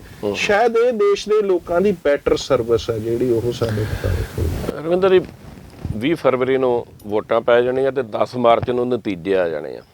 ਉਸ ਤੋਂ ਬਾਅਦ ਤੁਹਾਡੀ ਕੋਸ਼ਿਸ਼ ਕਾਮਯਾਬ ਹੋਵੇ, ਸੰਯੁਕਤ ਕਿਸਾਨ ਮੋਰਚਾ ਉਸੇ ਰੂਪ 'ਚ ਸਾਹਮਣੇ ਆਵੇ, ਕਾਮਨਾ ਕਰਦੇ ਆ। ਪਰ ਜਦੋਂ ਮੰਨ ਲਈਏ ਵੀ ਇਹ ਸਾਂਝ ਪੈ ਜਾਊਗੀ ਤੇ ਫਿਰ ਬਲਬੀਰ ਰਾਜੇਵਾਲ ਹੋਣਾ ਦਾ ਜਿਹੜਾ ਉਹ ਰੁਤਬਾ ਸਟੇਟਸ ਸੀ ਜਿਹੜਾ ਉਹ ਉਹੀ ਰਹੇਗਾ। ਆਈ ਥਿੰਕ ਉਹ ਜ਼ਿਆਦਾ ਬੈਟਰ ਆਪ ਐਨਾਲਿਸਿਸ ਕਰਨਗੇ। ਅਸੀਂ ਇਹ ਸਮਝਦੇ ਹਾਂ ਕਿ ਇੱਕ ਇਮੇਜ ਦੇ ਰੂਪ 'ਚ ਉਹਨਾਂ ਦੀ ਇੱਕ ਜਿਹੜੀ ਇੱਕ ਸੰਘਰਸ਼ ਦੇ ਜੇਤੂ ਨਾਇਕ ਦੇ ਰੂਪ 'ਚ ਇੱਕ ਇਮੇਜ ਸੀ। ਇੱਕ ਕਿਸਾਨ ਆਗੂ ਦੇ ਤੌਰ ਤੇ ਜਿਹੜਾ ਪ੍ਰੋ ਪੀਪਲ ਇਮੇਜ ਬਣੀ ਸੀ ਉਹਨਾਂ ਦੀ, ਇਹ ਇਮੇਜ ਨੂੰ ਉਹਨਾਂ ਦੇ ਇਸ ਕਦਮ ਨੇ ਥੋੜਾ ਡੈਂਟ ਤੱਕ ਕੀਤਾ ਹੈਗਾ। ਇਸੇ ਕਰਕੇ ਅਸੀਂ ਉਹਨਾਂ ਦੇ ਸਭ ਤੋਂ ਚੰਗੇ ਸ਼ੁਭ ਚਿੰਤਕਾਂ 'ਚ ਹੋਣ ਕਰਕੇ ਅਸੀਂ ਉਹਨਾਂ ਨੂੰ ਐਡਵਾਈਸ ਕੀਤੀ ਸੀ ਵੀ ਆਪਾਂ ਵਾਪਸ ਆ ਜਾਈਏ। ਤੋ ਪਰ ਜੇ ਉਹ ਇਹ ਤਜਰਬਾ ਕਰਨਾ ਚਾਹੁੰਦੇ ਨੇ, ਮੈਂ ਟਕੈਤ ਸਾਹਿਬ ਦੀ ਗੱਲ ਦੁਹਰਾ ਦਿੰਦਾ, ਉਹ ਕਹਿੰਦੇ ਵੀ ਮੈਂ 2 ਵਾਰੀ ਲੜ ਕੇ ਇਹ ਤਜਰਬਾ ਕਰਕੇ ਦੇਖ ਲਿਆ, ਉਹ ਵੀ ਲੜ ਕੇ ਤਜਰਬਾ ਕਰਕੇ ਦੇਖ ਲਿਆ। ਉਹ ਪੋਲੀ ਦੀ ਗੱਲ ਕਹਿ ਦਿੰਦੇ ਟਕੈਤ ਸਾਹਿਬ। ਤੋ ਇਸ ਦੇ ਵਿੱਚ ਬਹੁਤ ਕੁਝ ਛੁਪਿਆ ਹੋਇਆ। ਤੋ ਅਸੀਂ ਵੀ ਆਪਣੇ ਇਹਨਾਂ ਸਤਿਕਾਰਯੋਗ ਬਜ਼ੁਰਗਾਂ ਨੂੰ ਇਹੀ ਬੇਨਤੀ ਕਰਦੇ ਹਾਂ ਕਿ ਵੀ ਉਹ ਇਸ ਤਜਰਬੇ 'ਚੋਂ ਸਿੱਖ ਕੇ ਤਾਂ ਅੱਗੇ ਜ਼ਿਆਦਾ ਲੋਕਾਂ ਦੀ ਕਿਸ ਢੰਗ ਨਾਲ ਸਰਵਿਸ ਹੋ ਸਕਦੀ ਹੈ ਉਸ ਬਾਰੇ ਥੋੜ੍ਹਾ ਜਿਹਾ ਆਪਾਂ ਵਿਸ਼ਾਲ ਦੀ ਗੱਲ ਕਰ ਲਈਏ, ਪੰਜਾਬ ਦੀ ਗੱਲ ਕਰੀਏ। ਪਹਿਲੋਂ ਧਿਰਾਂ ਸਿਰਫ 2 ਹੁੰਦੀਆਂ ਸੀ, ਅਕਾਲੀ ਦਲ, ਬੀਜੇਪੀ ਤੇ ਕਾਂਗਰਸ। ਫਿਰ 2014 ਪਾਰਲੀਮੈਂਟ 'ਚ ਤੇ 2017 ਵਿਧਾਨ ਸਭਾ 'ਚ ਆਪ ਆ ਗਈ, 3 ਧਿਰੀ ਮੁਕਾਬਲੇ। ਇਸ ਵਾਰ 5 ਧਿਰੀ ਹੋ ਰਿਹਾ। ਚੌਥਾ ਆ ਗਿਆ ਸੰਯੁਕਤ ਸਮਾਜ ਮੋਰਚਾ ਤੇ ਸੰਯੁਕਤ ਸੰਘਰਸ਼ ਮੋਰਚੇ ਦਾ ਗੱਠਜੋੜ, ਚੜੂਨੀ ਰਾਜੇਵਾਲ ਗੱਠਜੋੜ, ਤੇ 5ਵਾਂ ਆ ਗਿਆ ਭਾਰਤੀ ਜਨਤਾ ਪਾਰਟੀ, ਪੰਜਾਬ ਲੋਕ ਕਾਂਗਰਸ ਤੇ ਸ਼੍ਰੋਮਣੀ ਅਕਾਲੀ ਦਲ ਸੰਯੁਕਤ। ਇਹ 5 ਧਿਰੀ ਜਿਹੜੀ ਲੜਾਈ, ਇਹਦੇ ਨਾਲ ਪੰਜਾਬ ਨੂੰ ਕਿੰਨਾ ਕੁ ਲਾਭ ਹੋਊ ਤੇ ਕਿੰਨਾ ਕੁ ਨੁਕਸਾਨ ਹੋਊ? ਪੰਜਾਬ ਦੇ ਲੋਕਾਂ ਦੀ ਜੋ ਸਾਡਾ ਮੰਨਣਾ ਕਿ ਪੰਜਾਬ ਦੇ ਲੋਕਾਂ ਦੇ ਹਕੀਕੀ ਮੁੱਦੇ ਇਸ ਇਲੈਕਸ਼ਨ 'ਚੋਂ ਗਾਇਬ ਨੇ, ਹਾਲੇ ਵੀ ਗਾਇਬ। ਔਰ ਇਸ ਕਰਕੇ ਲੋਕ ਕੋਈ ਬਹੁਤ ਜ਼ਿਆਦਾ ਜਿਹੜਾ ਜਿਹਨੂੰ ਕਹਿੰਦੇ ਹੁੰਦੇ ਨੇ ਵੀ ਕੋਈ ਰਾਹਤ ਉਹਨਾਂ ਨੂੰ ਮਿਲ ਪਾਊਗੀ, ਇਹਦੀ ਸੰਭਾਵਨਾ ਸਾਨੂੰ ਘੱਟ ਲੱਗਦੀ ਹੈ। ਪੰਜਾਬ ਦੇ ਲੋਕਾਂ ਨੂੰ ਅੱਗੇ ਜਿਹਨੂੰ ਕਹਿੰਦੇ ਪੰਜਾਬ ਦੇ ਜੰਮਿਆਂ ਨੂੰ ਨਿੱਤ ਮੁਹਿੰਮਾਂ, ਅਗਲੀ ਮੁਹਿੰਮ ਲਈ ਤਿਆਰੀ ਵਿੱਢਣੀ ਚਾਹੀਦੀ ਹੈ। ਇਹ ਇਲੈਕਸ਼ਨ ਤਾਂ ਹੋਰ 2 ਮਹੀਨਿਆਂ ਨੂੰ ਨਿਕਲ ਜਾਣੇ। ਇਸ ਕਰਕੇ ਜਿਹੜਾ ਇਹ ਇੰਨਾ ਜ਼ਿਆਦਾ ਹੈ, ਬਸ ਇਸ ਵਾਰੀ ਤਾਂ ਸਿਰਫ ਇੰਨਾ ਕੀ ਫਰਕ ਹੈ ਵੀ ਜਿਹੜੇ ਕੋਈ ਟਿਕਟਾਂ ਦੇ ਚਾਹਵਾਨ ਸੀ ਉਹਨਾਂ ਲਈ ਪਲੇਟਫਾਰਮ ਬਹੁਤ ਨੇ, ਟਿਕਟਾਂ ਦੀਆਂ ਮੌਜਾਂ ਲੱਗ ਗਈਆਂ। ਹਾਂ, ਮੌਜਾਂ ਲੱਗ ਗਈਆਂ ਜਿੱਥੇ ਮਰਜ਼ੀ ਦਰਵਾਜ਼ੇ ਜ਼ਿਆਦਾ ਮਿਲ ਗਏ, ਖੜਕਾਉਣ ਵਾਲੇ ਦਰਵਾਜ਼ੇ ਜ਼ਿਆਦਾ ਮਿਲ ਗਏ। ਪਰ ਇਸ ਦੇ ਵਿੱਚ ਇਹਨਾਂ ਦਰਵਾਜ਼ਿਆਂ ਦੇ ਵਿੱਚ ਜਿਹੜੀ ਰੀਅਲ ਇਸ਼ੂ ਜੋ ਪੰਜਾਬ ਦੇ ਲੋਕਾਂ ਦੇ ਹੈਗੇ ਨੇ ਉਹ ਸਾਨੂੰ ਕਿਤੇ ਵੀ ਨਜ਼ਰ ਨਹੀਂ ਆ ਰਹੇ। ਔਰ ਇਸ ਗੱਲ ਲਈ ਪੰਜਾਬ ਦੇ ਲੋਕਾਂ ਨੂੰ ਲੜਨਾ ਪਊਗਾ। ਲੋਕ ਅਸੀਂ ਨਹੀਂ ਕਹਿੰਦੇ ਵੀ ਲੋਕ ਨਹੀਂ ਨਵਜੋਤ ਸਿੰਘ ਸਿੱਧੂ ਤੇ ਪੰਜਾਬ ਮਾਡਲ ਦੇ ਰਹੇ ਨੇ, ਬਹੁਤ ਡਿਟੇਲ 'ਚ ਗੱਲ ਕਰ ਰਹੇ ਨੇ ਅੱਜ ਪਰ ਕੱਲ੍ਹ। ਉਹਨਾਂ ਦੇ ਮਾਡਲ ਦੇ ਵਿੱਚ ਵੀ ਪ੍ਰੋ ਕਾਰਪੋਰੇਟ ਪਾਲਿਸੀ ਪਈ ਹੈ ਸਰ। ਉਹ ਕਿਵੇਂ ਜੀ? ਅੱਛਾ। ਲੁਧਿਆਣੇ ਨੂੰ ਇਲੈਕਟ੍ਰੋਨਿਕ ਹੱਬ ਬਣਾਉਣ ਦੀਆਂ ਜਾਂ ਹੋਰ ਸਾਰੀਆਂ ਗੱਲਾਂ ਨੇ ਜਿਹੜੀਆਂ ਉਹ ਪ੍ਰੋ ਕਾਰਪੋਰੇਟ ਪਈਆਂ ਨੇ। ਨਵਜੋਤ ਸਿੱਧੂ ਇਹ ਦੱਸੇ ਕਿ ਪੰਜਾਬ ਦੇ ਗ੍ਰੀਨ ਰੈਵੋਲੂਸ਼ਨ ਦੇ ਅਲਟਰਨੇਟਿਵ 'ਚ ਕੀ ਮਾਡਲ ਆ ਉਹਦੇ ਕੋਲ, ਪੰਜਾਬ ਦੇ ਪਾਣੀ ਨੂੰ ਰੀਚਾਰਜ ਕਰਨ ਦੇ ਉੱਪਰ ਕੀ ਮਾਡਲ ਆ ਉਹਨਾਂ ਕੋਲ, ਪੰਜਾਬ ਦੀ ਇੰਡਸਟਰੀਲਾਈਜੇਸ਼ਨ ਕੀ ਕਾਰਪੋਰੇਟ ਪੱਖੀ ਹੋਊਗੀ ਜਾਂ ਕੋਆਪਰੇਟਿਵ ਪੱਖੀ ਹੋਊਗੀ, ਕੀ ਮਾਡਲ ਆ ਉਹਨਾਂ ਕੋਲ। ਨਵਜੋਤ ਸਿੱਧੂ ਦਾ ਪੰਜਾਬ ਮਾਡਲ ਹਵਾ 'ਚ ਲਟਕਦਾ ਉਹ ਭਰਮ ਹੈ ਜਿਹੜਾ ਪ੍ਰੋ ਕਾਰਪੋਰੇਟ ਜਾਊਗਾ। ਤੇ ਆਮ ਆਦਮੀ ਪਾਰਟੀ ਤਾਂ ਕਹਿੰਦੀ ਅਸੀਂ ਵੈਸੇ ਹੀ ਗੱਫੇ ਦੇ ਦਾਂਗੇ, ਫ੍ਰੀ ਕਰ ਦਾਂਗੇ ਸਾਰਾ। 3 ਲੱਖ ਕਰੋੜ ਤੋਂ ਉੱਪਰ ਦਾ ਪੰਜਾਬ ਦਾ ਕਰਜ਼ਾ ਹੈ ਤੇ ਗੱਫੇ ਕਿੱਥੋਂ ਦੇ ਦੇਣੇ ਨੇ? ਗੱਫਿਆਂ ਦੀ ਇਹੀ ਰਾਜਨੀਤੀ ਨੇ ਤਾਂ ਸਾਰਾ ਕੰਮ ਖਰਾਬ ਕੀਤਾ ਹੈਗਾ ਆ। ਰੀਅਲ ਰੂਪ 'ਚ ਚੀਜ਼ਾਂ ਕਿਤੇ ਹੋਰ ਪਈਆਂ ਨੇ ਔਰ ਉਹਨਾਂ ਦੇ ਲਈ ਸੀਰੀਅਸ ਪ੍ਰੋਗਰਾਮ ਦੀ ਤਵੱਕੋਂ ਲੋਕਾਂ ਨੂੰ ਹੈਗੀ ਆ। ਭਾਵਨਾ ਕੀ ਹੈ ਜੇ ਜਿਹੜੇ ਕੁਝ ਲੋਕ ਗੱਲ ਵੀ ਕਰਦੇ ਨੇ ਤਾਂ ਇਹ ਕਰਦੇ ਨੇ ਵੀ ਦੇਖੋ ਇਹ ਵੀ ਦੇਖੇ ਨੇ ਉਹ ਵੀ ਦੇਖੇ ਨੇ, ਇਸ ਵਾਰੀ ਇੱਕ ਵਾਰੀ ਇਹਨਾਂ ਨੂੰ ਕਰਕੇ ਦੇਖ ਲਈਏ, ਹੈਨਾ। ਆਪ ਨੂੰ ਇਸੇ ਗੱਲ ਦਾ ਜਿਹੜਾ ਬੈਨੀਫਿਟ ਮਿਲ ਰਿਹਾ ਉਸੇ ਗੱਲ ਦਾ ਹੈ। ਪਰ ਉਹ ਕੋਈ ਪ੍ਰੋਗਰਾਮਿਕ ਸਮਝ ਦੇ ਉੱਪਰ ਕੋਈ ਚੀਜ਼ ਮਿਲ ਰਹੀ ਹੋਵੇ, ਮੁੱਦਿਆਂ ਦੇ ਉੱਪਰ ਕੋਈ ਚੀਜ਼ ਮਿਲ ਰਹੀ ਹੋਵੇ, ਉਹ ਸਾਨੂੰ ਨਜ਼ਰ ਨਹੀਂ ਆਉਂਦਾ। ਇਹ ਇੱਕ ਕਿਸਮ ਨਾਲ ਨਾ ਪੱਖੀ ਜਿਹੜੀ ਭਾਵਨਾ ਹੈ। ਅਕਾਲੀ ਦਲ ਕਹਿੰਦਾ ਵੀ ਇੱਕੋ ਇੱਕ ਖੇਤਰੀ ਪਾਰਟੀ ਸ਼੍ਰੋਮਣੀ ਅਕਾਲੀ ਦਲ ਹੈ, ਬਾਕੀਆਂ ਦਾ ਤੇ ਸਾਰਾ ਰਾਜ ਭਾਗ ਦਿੱਲੀ ਤੋਂ ਚੱਲਦਾ। ਅਕਾਲੀ ਦਲ ਆਪਣਾ ਖੇਤਰੀ ਪਾਰਟੀ ਦਾ ਸੂਬਿਆਂ ਦੇ ਵੱਧ ਅਧਿਕਾਰਾਂ ਨੂੰ ਜਿਹੜਾ ਉਹ ਕਿਰਦਾਰ ਸੀ ਉਹ ਗਵਾ ਚੁੱਕੇ ਨੇ। ਜੰਮੂ ਕਸ਼ਮੀਰ ਦੀ ਜਦੋਂ 370 ਧਾਰਾ ਦੇ ਨਾਲ ਜਿਹੜਾ ਜੰਮੂ ਕਸ਼ਮੀਰ ਤੋੜਿਆ ਗਿਆ ਹੈ, ਖਿਲਵਾੜ ਕੀਤਾ ਗਿਆ, ਤਾਂ ਅਕਾਲੀ ਦਲ ਦੀ ਪੋਜੀਸ਼ਨ ਕੀ ਸੀ? ਅਕਾਲੀ ਦਲ ਨੇ ਤਾਂ ਆਪਣਾ ਸਾਰਾ ਜਿਹੜਾ ਕੋਰ ਏਜੰਡਾ ਸੀ ਉਸਦੇ ਉਲਟ ਜਾ ਕੇ ਭੁਗਤਿਆ ਹੈਗਾ। ਔਰ ਪਰ ਹੁਣ ਤਾਂ ਛੱਡਤਾ ਉਹਨਾਂ ਨੇ, ਬੀਜੇਪੀ ਵੀ ਛੱਡਤੀ, ਵਜ਼ਾਰਤ ਵੀ ਛੱਡਤੀ, ਛੱਡ ਤੁਹਾਡੇ ਕਰਕੇ, ਕਿਸਾਨੀ ਅੰਦੋਲਨ ਕਰਕੇ ਛੱਡਤੀ। ਮਜਬੂਰ ਕੀਤਾ ਨਾ, ਪਹਿਲਾਂ ਤਾਂ ਗੁਣ ਮੈਂ ਕਹਿੰਦਾ ਮਜਬੂਰੀ ਕਰਕੇ ਛੱਡਤੀ, ਛੱਡ ਤੇ ਦਿੱਤੀ ਨਾ, ਛੱਡ ਦਿੱਤੀ। ਇਹ ਤਾਂ ਵੱਡੀ ਗੱਲ ਹੈ। ਜਿੰਨੀ ਦੇਰ ਤੱਕ ਉਹ ਰੀਅਲ ਰੂਪ ਚ ਆਪਣੇ ਉਸ ਕੋਰ ਏਜੰਡੇ ਤੇ ਨਹੀਂ ਜਾਂਦੇ ਉਨੀ ਦੇਰ ਤੱਕ ਸ਼ਾਇਦ ਉਹਨਾਂ ਦੀ ਰਿਵਾਈਵਲ ਸੰਭਵ ਨਹੀਂ ਹੈ। ਇਸ ਵਾਰੀ ਵੀ ਅਕਾਲੀ ਦਲ ਮੈਨੂੰ ਨਹੀਂ ਲੱਗਦਾ ਪੰਜਾਬ ਦੀ ਸੱਤਾ ਚ ਆਏਗਾ। ਚਲੋ ਰਮਿੰਦਰ ਹੁਣਾਂ ਨਾਲ ਬਹੁਤ ਗੱਲਾਂ ਕੀਤੀਆਂ ਔਰ ਖਾਸ ਕਰਕੇ ਜਿਹੜੀ ਇਹਨਾਂ ਦੀ ਚਿੰਤਾ ਆ ਵੀ ਸੰਯੁਕਤ ਕਿਸਾਨ ਮੋਰਚਾ ਜਿਹੜੇ ਸਟੇਟਸ, ਜਿਹੜੇ ਰੁਤਬੇ ਔਰ ਜਿਹੜੇ ਉਹ ਵਜਬੇ ਵਿੱਚ ਸੀ, ਜੋ ਉਹਦਾ ਜਲੌ ਸੀ, ਉਹ ਵੋਟਾਂ ਦੀ ਰਾਜਨੀਤੀ ਵਿੱਚ ਕੁਛ ਜਥੇਬੰਦੀਆਂ ਵੱਲੋਂ ਆਉਣ ਕਾਰਨ ਉਹਨੂੰ ਕਿਤੇ ਨਾ ਕਿਤੇ ਸੱਟ ਲੱਗੀ। ਔਰ ਵੱਡੀ ਗੱਲ ਇਹਨਾਂ ਨੇ ਇੱਥੋਂ ਤੱਕ ਕਹਿ ਦਿੱਤੀ ਵੀ ਕਿਤੇ ਨਾ ਕਿਤੇ ਲੱਗਦਾ ਜਿਵੇਂ ਬੀਜੇਪੀ ਤੇ ਆਰਐਸ ਦੇ ਏਜੰਡੇ ਮੁਤਾਬਕ ਕੰਮ ਹੋ ਰਿਹਾ। ਪਰ ਆਸ ਵੀ ਕੀਤੀ ਹੈ ਔਰ ਇਹ ਕਹਿੰਦੇ ਕੋਸ਼ਿਸ਼ ਵੀ ਕਰਾਂਗੇ ਵੀ ਮੁੜ ਉਹੀ ਰੌਂ ਤੇ ਉਹੀ ਚਮਕ ਸੰਯੁਕਤ ਕਿਸਾਨ ਮੋਰਚੇ ਦੀ ਬਹਾਲ ਹੋਵੇ। ਅਸੀਂ ਵੀ ਆਸ ਕਰਦੇ ਹਾਂ ਵੀ ਇਹੋ ਜਿਹੇ ਸੰਘਰਸ਼ੀ ਥੜੇ ਜਿਹੜੇ ਨੇ ਇਹ ਮਜ਼ਬੂਤ ਹੀ ਹੋਣੇ ਚਾਹੀਦੇ ਨੇ, ਇਹਦੇ ਨਾਲ ਹੀ ਲੋਕ ਆਵਾਜ਼ ਬੁਲੰਦ ਰਹਿੰਦੀ ਹੈ। ਅੱਜ ਲਈ ਇੰਨਾ ਹੀ, ਦੁਬਾਰਾ ਫਿਰ ਇਹੋ ਜਿਹਾ ਪ੍ਰੋਗਰਾਮ ਲੈ ਕੇ ਫਿਰ ਮਿਲਾਂਗੇ। ਰਮਿੰਦਰ ਜੀ, ਜੀ ਹਾਂ, ਬਹੁਤ ਧੰਨਵਾਦ।